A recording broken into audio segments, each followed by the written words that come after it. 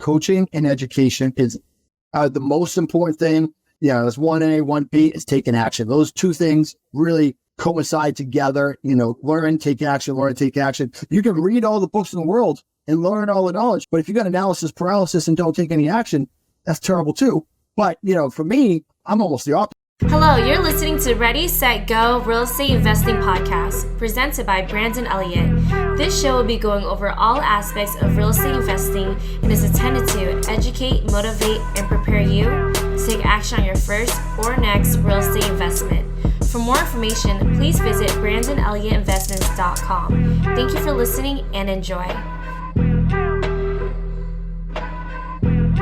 Welcome back, everyone, to Ready, Set, Go Real Estate Investing Podcast. I'm your host, Mr. Brandon Elliott. I'm excited today. We are recording live here. And, Jeremy, he's been in the game since 2017 in New Hampshire, jumping into Florida, been in 6 other states as well, 6 other markets, over 400 off-market deals. And this guy has a hell of a spin and a twist to the average wholesaler out there. He's not doing it the old traditional way that wholesalers are doing it. So of course he's taking down some properties himself, but creative different strategies to be able to lock up deals, not actually have to close on them himself at all, but be able to take it down still and make a hell of a lot stronger profits instead of just an assignment fee. So very cool, amazing techniques that we could all learn from and benefit to sharpen up our skills. And I always love things like this, that you're not seeing this online. You're not seeing this, as the next main thing that everybody's doing. So you always want to kind of stay away from the herd. What's funny is fix and flip, wholesaling, whatever it may be, that niche has been blowing up and so forth. And the old school techniques of marketing, like bandit signs, for example, I've started seeing those coming back and really expanding and helping out in so many ways. So with that being said, just excited to have you on here today, Jeremy. How are you, man? I'm awesome, man. I'm very excited to be on your podcast today, Brandon. Thank you so much for having me. I'm excited to talk to your listeners, get to know them, hopefully get to know me, provide some great value today, inspire them to take massive and perfect action and go live their real estate dreams, brother. Let's go, baby. Let's go. So talk to me. Anybody out there that doesn't know who you are, where you're from, do you mind just giving that 30,000 foot view? Yeah, absolutely. My name is Jeremy Beland. I'm 47. My wife and I, Shelly, we run our New Hampshire home buyers. You see these logos over my head, in coastal Florida home buyers, along with our coaching business, REI Freedom. We started in New Hampshire back in 2017. My wife and I are a blended family. Right around the time when we started our business in 2017, we were coming together as a family, blending 5 kids and, a different life before then. And we started this business. I was a sales guy. I actually started my business when I was 40 years old. As a kid, I went through foreclosure, bankruptcy with my parents. We had our cars all repoed. I was getting arrested a bunch as a kid, dropped out of high school, had no direction, troubled youth, found my way into professional sales by the luck of a friend. And, I had some success in that. And then turned out in my 20s, I actually had a good sales career from a kid who came from nowhere. Bought myself a house, was got married, had 2 little kids. Life was great. And then all of a sudden, right around the time of the recession, I got punched in the gut. We put on a addition to our house at that time. We had a bunch of equity. Life was great. I was making 6 figures. And then, I found myself a year later, outside of when the recession hit, out of a job, upside down in equity, couldn't afford my mortgage.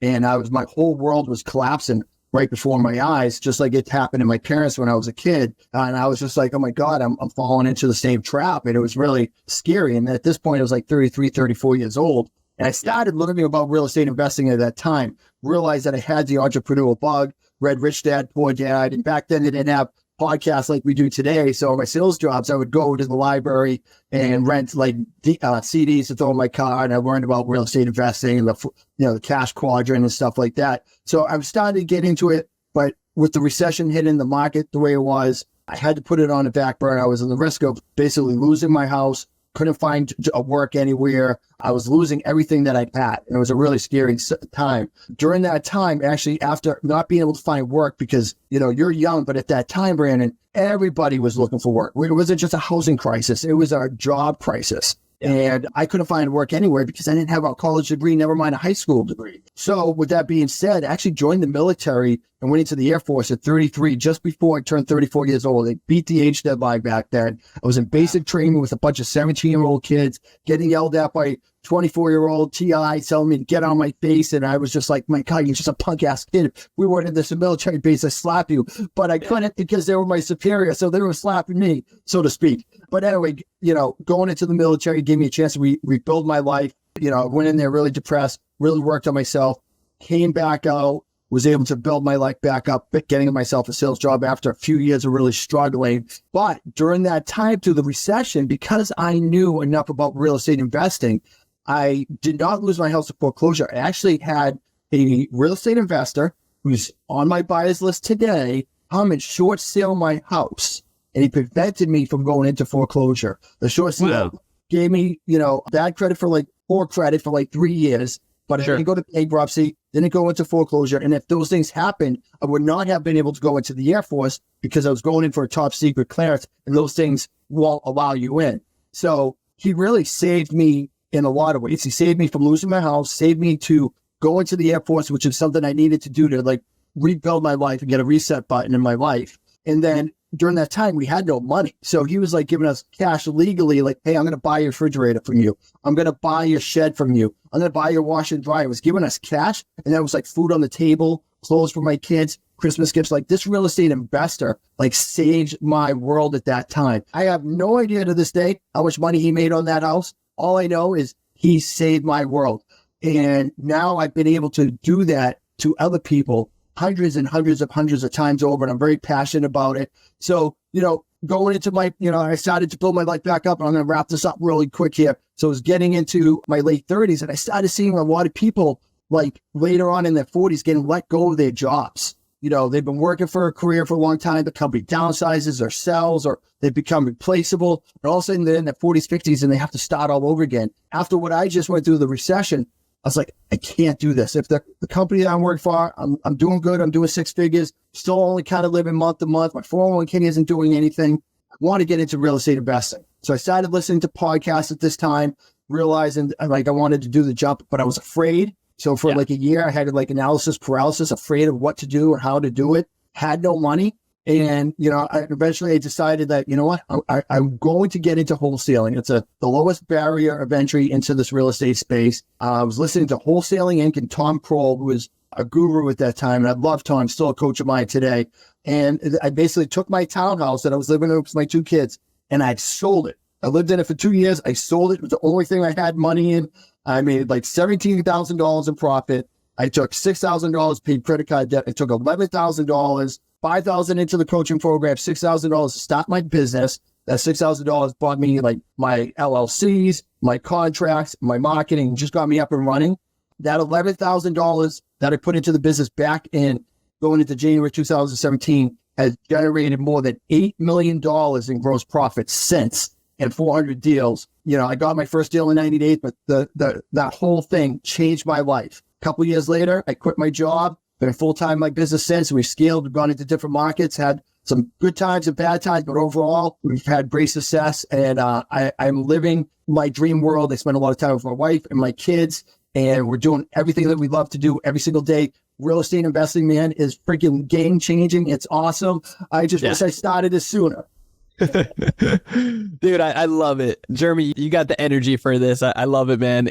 That's a lot to unpack there, but it's so good. It's so good. A lot to unpack. I'm old. I'm 47, bro. I love it, man. You got some miles on you for sure. So when it comes down to the real estate stuff, first off, let me back up, because when it comes down to overall getting punched in the gut, right, and going through all that heartache, and when life is going so well and then out of nowhere it just turns for the worst, there's seasons in everybody's life for that up and down. It's a season, right? It's inevitable too. Yeah, it's inevitable. It will happen. And so how you kind of pivot behind that is what's going to dictate the future. And some people curl in a ball, and there may be a quick little outing session that you got to go through, but then afterwards, how long you stay in that session and, the game plan moving forward to get out of that so you can move on to something bigger and better. You jumped into the military, right? And you started working on yourself. That was a big pivotal piece that I heard that I was like, yeah, that, because I remember my down, my my rock bottom, right? And I needed to work on myself to be able to get out of that situation. So how pivotal was that for you, and what did that look like? Was it a year, 4 years? What did that look like for you? Yeah, it was really just, 3 months of basic training. They basically tore me down. And I remember that first week, I was literally in tears. What did I do? I made a mistake. I left a 4 and a 2-year-old at home. I was just like, oh my God, what am I doing? I'm here with a bunch of kids. But looking back after the fact, it just allowed me to go away from all my responsibilities. As selfish as that sounds, I needed to go away for a period of months and just rebuild myself. And that's what the military gave me. And then I went on to tech school. I had a great experience there. But for 6 months between basic training and tech school, I just worked on building myself. My confidence came back, and I just had, I got my mojo back. It was great. And, when I came home after that, I was working in the National Guard and the Reserve. So I was doing my 1 weekend a month, 2 weeks a year. So I wasn't active duty but I had to do that for like 6 years. But, I had to find a way to get back into work. I started hustling, and it was still a struggle for those first couple of years out, but eventually landed myself a job and worked my way back up. And, and you're right. We all get punched in the gut. One of my favorite quotes, and we have it hanging up in our house, is the Rocky quote from the Rocky movie, where it's like, life is going to, punch you hard, right? It's not about how hard you get hit or how hard you can hit, but how hard you can get hit and keep getting up, right? So I live by that mentality. We say in our company, those who thrive or those who survive will thrive, right? So there's going to be ups and downs. There's going to be really tough times. We have to survive them. If we continue to survive, we will thrive. Love that. Yeah, that's so good. Okay, so once you started focusing on yourself, started to really improve your situation, I think that angel basically of a real estate investor. Love how you're still working with them side by side right now too. That's awesome. And so he ended up really educating and helping you along the way to get you out of that situation, right? Well, he was just he was a buyer on a, I just knew of him from the local REIA. So, I don't work with him today or anything like that. He was just a guy that I knew, hey, he does short sales. Hey, I'm going to call you. He comes out, talks to us, says, yeah, your mortgage company is a pain in the ass, but I have experience working with them. It's going to take time, but I can help you. I was like, sign me up. Cause all back then, like we were getting into a mortgage company. We were working through like whatever process they had. Then the mortgage company folded. And then we went to another mortgage company. It was like it was a disaster back then, but he was able to save us. The house actually sold when I was in the military. He took care of everything for me, which was great. I had to give my wife at the time power of attorney. She signed off on everything, but he literally saved us from foreclosure and bankruptcy. And, within a few years, my credit was right back to where it needed to be. It was just more of a speed bump rather than a pothole or a ditch or a cliff. Yeah. So talk to me. You got into 6 markets. You focused on wholesaling at first because that was like the lowest entry to get in. Yeah. What did the education look like for you? Was it books, podcasts, YouTube? All of the above. So I was trying to learn everything I could back then. But when I got into Wholesaling Inc., Tom Kroll, who was the coach at the time, said, I don't want you to do anything except for listen to my podcast for an entire year. I don't want you guys getting shiny object syndrome and anything. So I did his program, got my first deal in 90 days. We got $5,000, which was the cost of the program.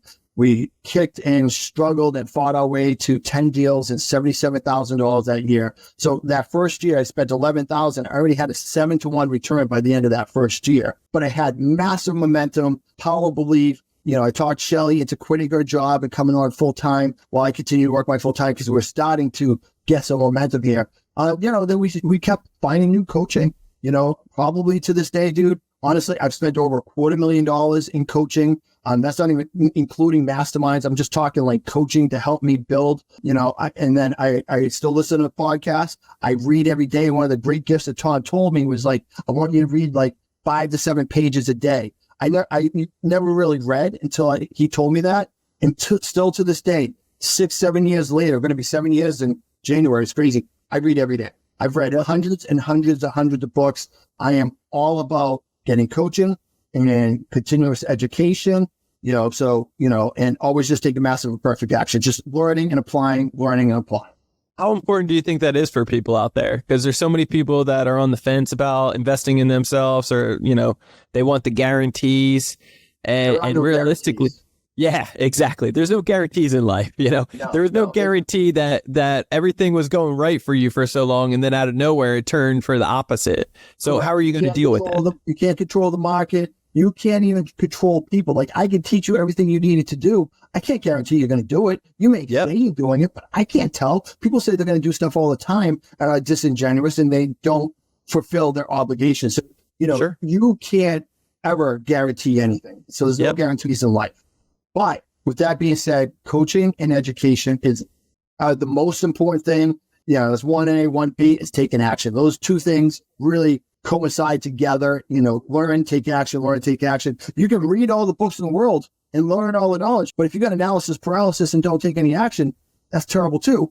But, for me, I'm almost the opposite. I just go in head first, and, I got people behind me saying, wait, you got to learn something. They're like, Lauren, heck with that. I'm just going to go do. And then I make mistakes that way. So it's trying to really find that balance for both. But they're so, so important. And if you do that, invest in yourself in education, and not just like in coaching, but invest in your health, and invest into your emotional health, your mental health, your physical health, all those things. Like, you need to be the best version of yourself so you can give everybody else the best version of yourself and be the best version. And it takes a lot of work.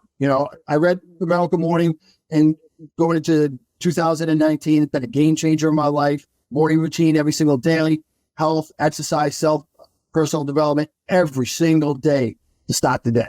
Yeah, that's so good. I love that. So talk to me, when it comes down to real estate now, you're in 6 different markets though. You're doing... I was in 6 different markets. Okay. We're in 2 now. We're in Florida. Well, New Hampshire, Massachusetts is 1. And then in Florida. We were in Western New York for a long time, for a few years, had a lot of great success up in Buffalo, Rochester. We potted out of that market at the end of last year, going into this year to open up Florida.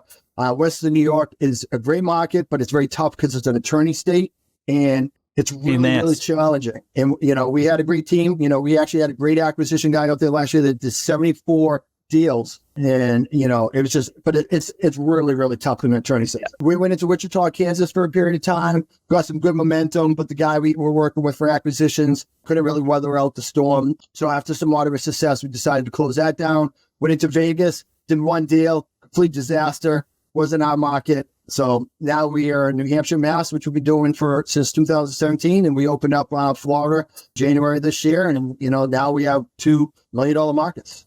I love it. I love it, man. So talk to me, what does it look like in your business? You mentioned you're not the traditional wholesaler. What does that mean exactly? So, your traditional wholesaler is all about, so we are 100% focused on acquiring properties direct to the seller. That's what our coaching program is about. That's everything we do. We're all about getting better at acquiring deals off market.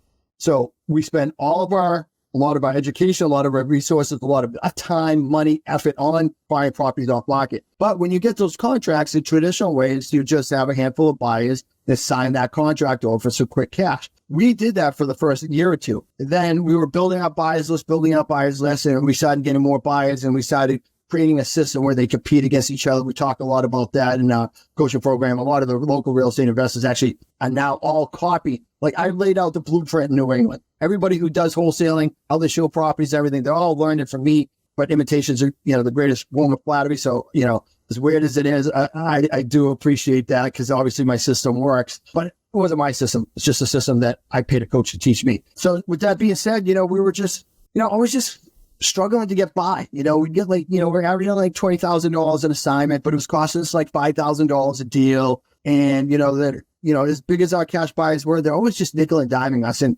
oh, I don't want this deal. I don't want that deal. Oh, this doesn't meet our criteria. I don't like that town. I don't like the color of that house. And all this shit was just driving me crazy. And when we went out to New York and we worked with Chris Noggle, we learned about private lending. I said, we really need to learn about private lending. And then we did that. And at the same time, I learned about pre-marketing our properties on the MLS. So our partners today on our disposition side, our realtor and our project manager, Tucker McCarthy, he came on he got his license as a realtor. And I'm like, dude, I have an idea. This is what I want to do. So now, rather than just having our cash buyers list look at the properties, we started taking these properties and we're special language, vetted by a real estate attorney, vetted by the real estate commission here. We're going to pre-market these deals on the MLS. So not only our cash buyers are going to see it, but everybody's going to see it. and it changed us. Between that and having the access to private money to do double closes and takedowns and things like that,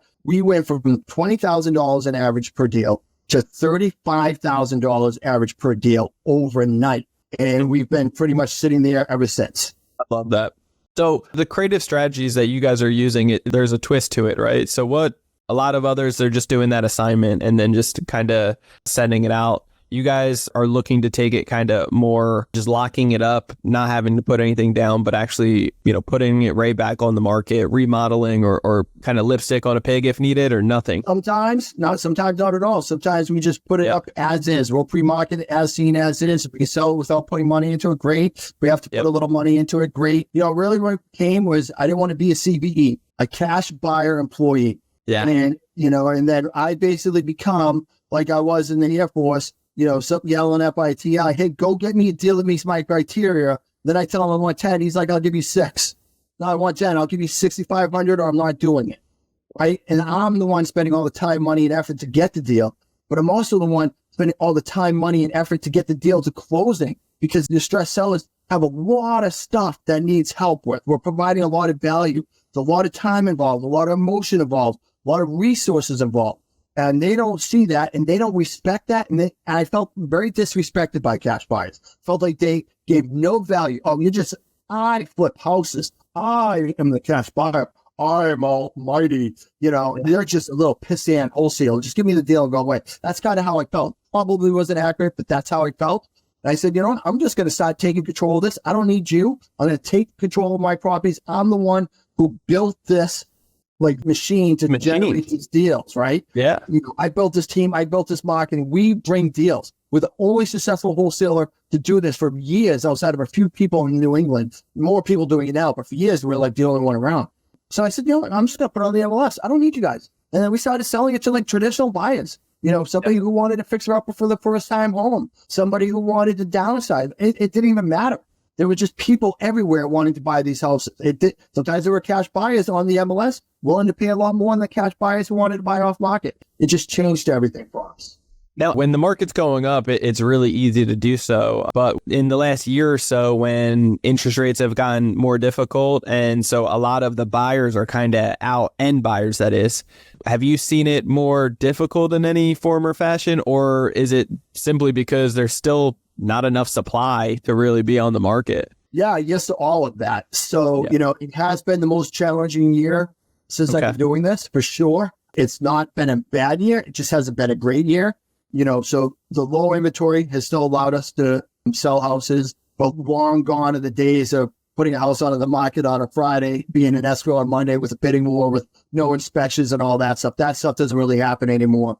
We're giving concessions sometimes. We've never had to give concessions until this year. So some of those things are happening. I would say that our deal size has gone down a little bit on the back end. Our cost for our acquisition has gone up because marketing is really expensive these days. Our biggest challenge, though, really more than anything, because, we've done a good amount of deals this year, but it has gone down from previous years. And the reason why is because there's a whole bunch of people rate locked in their homes.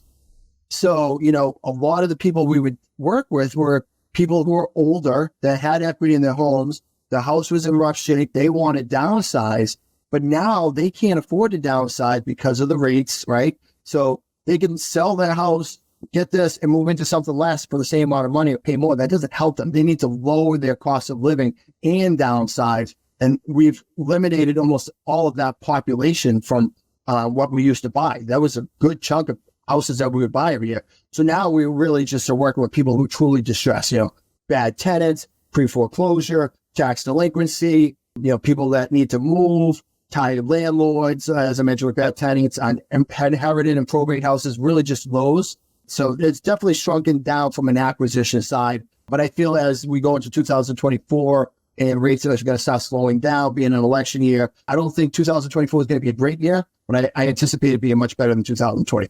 Sure. No, I agree. So you have kind of like a step-by-step that you've been able to help out a bunch of people kind of in the past, right? Yeah. So if you guys want me to talk about it real quick, I could talk to you about a real brief overview of our top 5 techniques for bigger deals, more deals, and less cancellations. Let's go, baby. Come on. All right.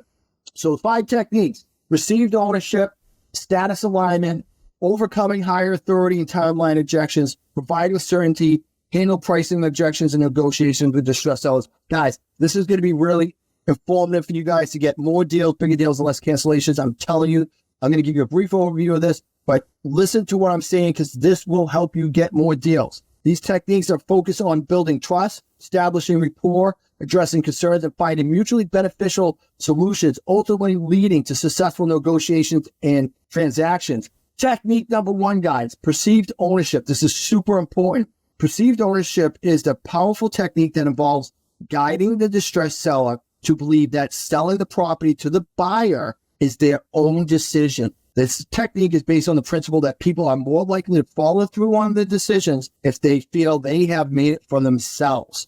We don't want to sell them into doing business with them.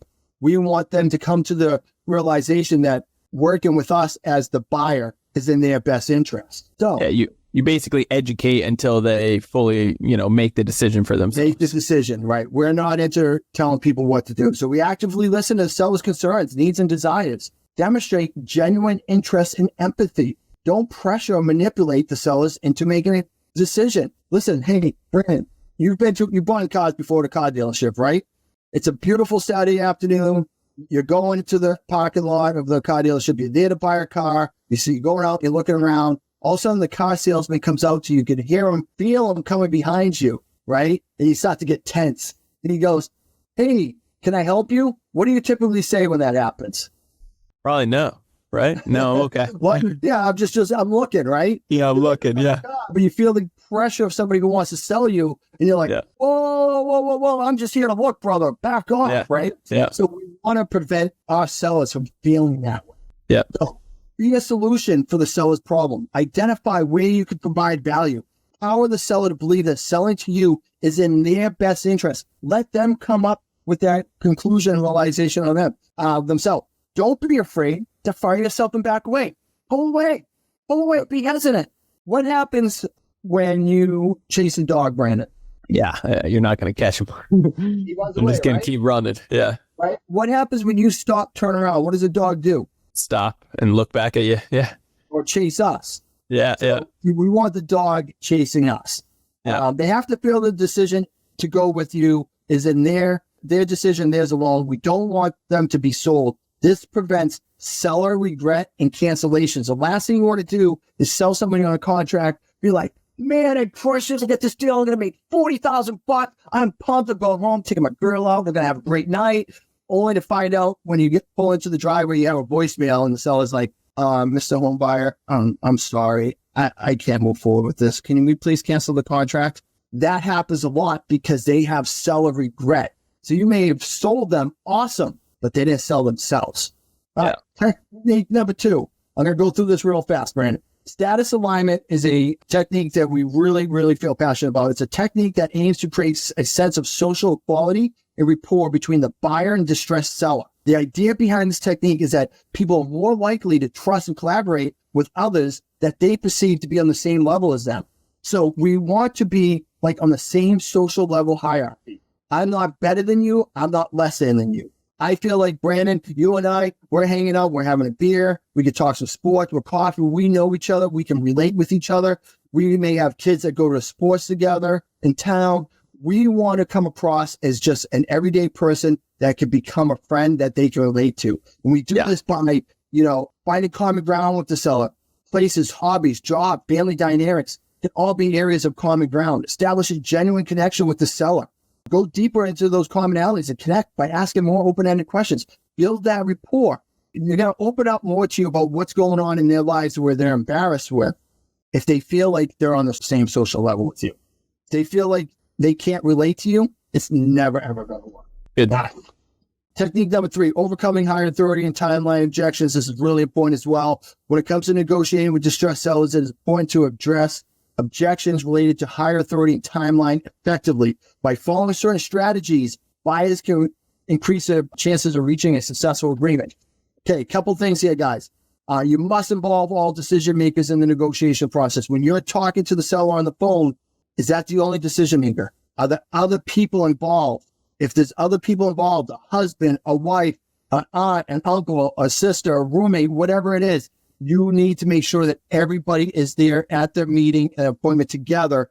You have all decision makers there at once, because if you don't, you're going to get one person on the who agree with you, and the others are just not going to be on the same page. Ask questions how they feel about selling, how the other people would feel about selling the property. Are there any family or partner discord or disputes going on, especially with probate and inheritance, right? It could be crazy. Make sure all decision makers have a clear understanding of all the next steps. Timeline objections are commonly a cover for real objection. What is the timeline objection covering? In our experience, the timeline is I need to sell fast, or I need to take my time to sell. There is another reason going on. They want to sell because they want to do it before something happens really quick, or they want to not sell for a while because maybe they're afraid that if they sell too soon, they're going to get kicked out of the house, and they don't want to sign the contract because they don't understand if they sign the contract with you, they have to close in 30 days with nowhere to live. So that you always have to really understand the timeline behind things. It will basically open up what's really going on when it comes to objections or why they don't want to move forward with the deal. But two more, and we'll wrap this up, Brandon. Technique number 4. When a professional house buyer is buying an investor aims to provide more certainty to a distressed seller, we call this providing certainty. They can employ several techniques to build trust and confidence. Listen, I told you guys about the real estate investor early in this podcast about how he short sold. That guy provided certainty to me. He made him seem like I can take care of you. I can get this deal done. And that's all I needed. Again, I don't know how much he made on my house. He could have made hundreds of thousands of dollars. I don't care. All that I knew was going forward with this guy, I felt very certain that he could take care of my problem. And he did. He provided certainty to me. If I felt like he was wishy-washy or didn't know what he was doing, or had no idea, was just kind of maybe talking numbers and didn't really understand my situation, or care to understand my situation, would have never, ever done business with them. So providing certainty is really, really important. Reassure them of your commitment and perseverance that you're experiencing in the field with similar sellers and situations.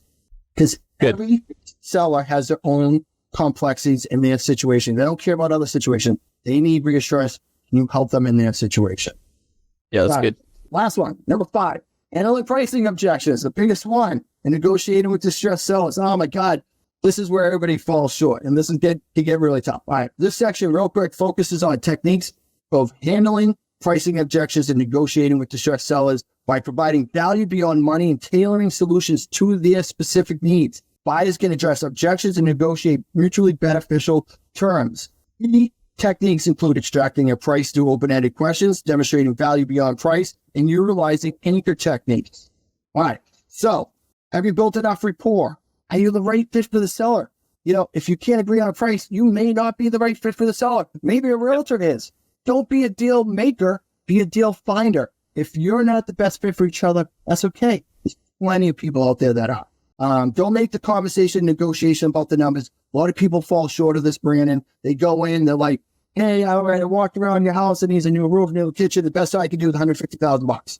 Well, then that guy is, again, feeling the pressure, backs up, says, whoa, I can't do it. Now it's become a price negotiation, and everybody's defensive. Nobody's going to win in that situation. So we really want to take it away about the numbers and really where are you guys distressed? What are your problems? How can we provide value? How can we help? That's what sells it. You work out the price on a mutually beneficial price arrangement. But with that being said, you have to provide value. If you make it about the numbers, always everybody loses. All right. So you always want to extract the price from the seller first. Always easier said than done. If you're asking these questions, like what do you consider a fair price for the property? What are your goals in selling property? Sometimes they can demonstrate the value of the property by asking those questions. What do you do if you can't extract a price from the seller? All right, well, I'm going to teach you this one technique. All right, we'll wrap up with this because this is a gold nugget here, guys. So listen, This is my way of anchoring low. If you guys have not read Never Split the Difference by Chris Voss, you guys are doing yourself a disservice because that is a excellent book about negotiations, right? So I actually sent that out to my whole sales team for them to read for the holidays. Yeah. Yeah, there you go.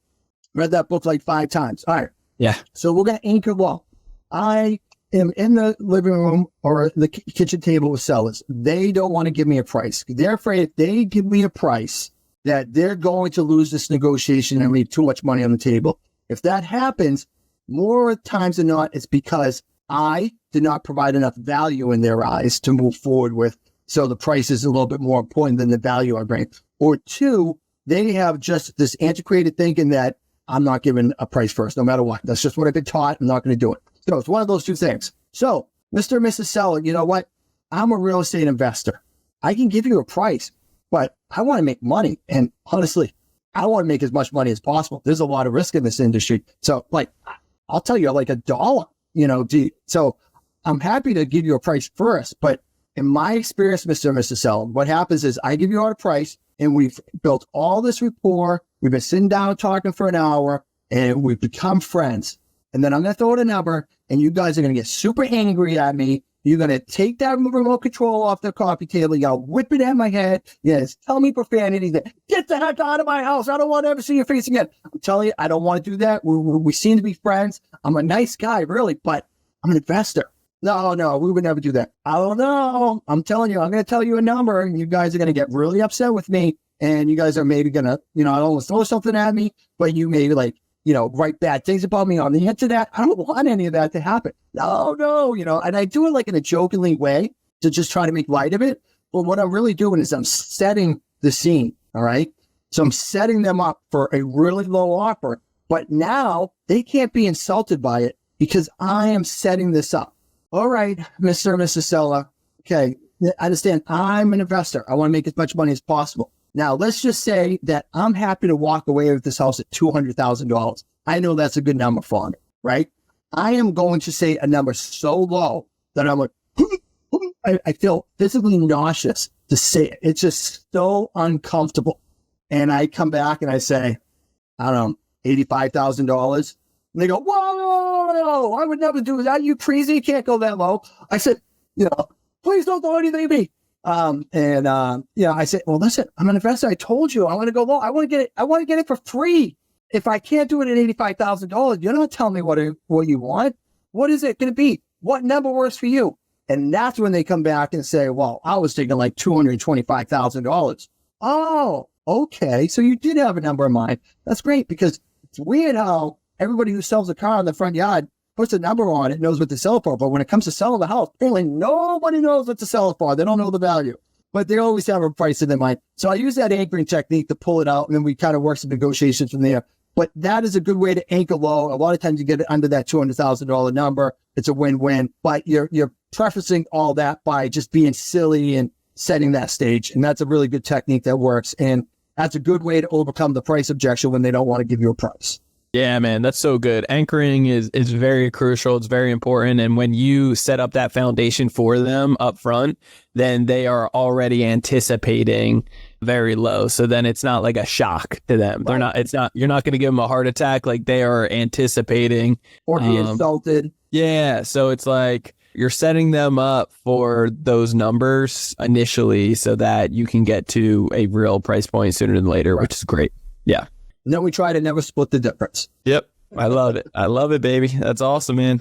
So talk to me. What does the future look like for you guys? You guys are doing amazing things right now, growing, scaling. So, we're building our house buying businesses. We just hired down in Florida a second sales guy. We are on the scale mode and grow mode in both of those. We built our REI Freedom Coaching Program where we teach a lot of techniques that I just went over at a much more in-depth role. We have Dan, our sales coach, who's amazing. He's done 600 deals himself personally. He just locked up 5 deals last week and this week still actively as an acquisition manager. So, we're focused on, building out a coaching program, and a lot of our students are having a lot of success already, even though we're relatively new. And just, this is what it's about. Building our coaching program, building our businesses. We do what we sell in the coaching business and teach others to do. We're doing it all together, having a lot of fun, changing lives, paying that thing forward that short sale investor did to me many years ago over and over again. We live life on our own terms. We all work from home. We have tons of flexibility. It's REI freedom, man. Real estate invested freedom. That's what we do. I love it. I love the logo too, man. That's awesome. Hey, that's very cool. Walk it up, baby. That's what I don't Lock know. It up. Yeah, yep. Past that. Walk it up. Everybody's always like, well, what's a good price? I'm like, I don't care what the price is. Go walk that baby up as low as possible. Let's just go and find out.